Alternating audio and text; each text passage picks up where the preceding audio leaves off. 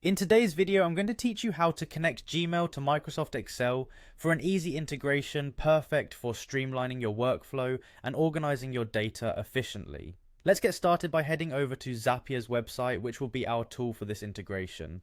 Once you arrive on the homepage, the first step you'll want to take is to click on the Create button. This will allow you to start building a new Zap, which is an automated workflow that allows apps to work together. Next, click on Zaps to manage existing connections or to create a new one. Here you can see a variety of options, but we'll be focusing on creating a new one. Your next action is to click on Trigger. Think of this as setting up an alert that will prompt an action whenever the trigger condition is met.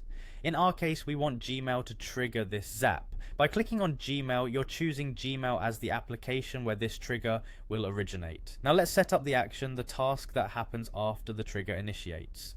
Click on Action to define what happens next. For this integration, our action will involve Microsoft Excel. So next, click on Microsoft Excel from the list of apps displayed. At this point, you'll be switching your focus back to Gmail. By clicking on Choose an Event, you're determining what specific activity will signal your Zap to start working. In this case, select New Email from these options so that every new email in your account triggers a reaction. You'll also need to click on Account and sign into your Gmail account if you haven't already.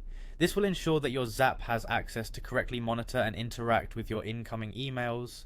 After signing in, run a test to ensure that the connection to your account is working smoothly.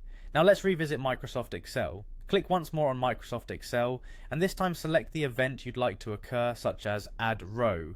This option allows new information from your emails to populate directly into a dedicated Excel spreadsheet. Once again, sign into your account under Account to give Zapier access. You're now almost finished. Click on Configure to detail the spreadsheet specifics you want to use for storing email data. Click on Spreadsheet and choose the document you've prepared beforehand. Similarly, click on Worksheet and select the correct file or sheet within your spreadsheet. To complete your setup, it's wise to click on Test again to confirm all settings are correctly applied, ensuring a seamless integration.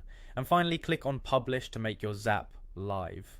With your Zap published, your Gmail and Microsoft Excel are now connected, allowing data to flow automatically between them and making your workflow much more efficient. That concludes our guide on connecting Gmail to Microsoft Excel. Thanks for watching.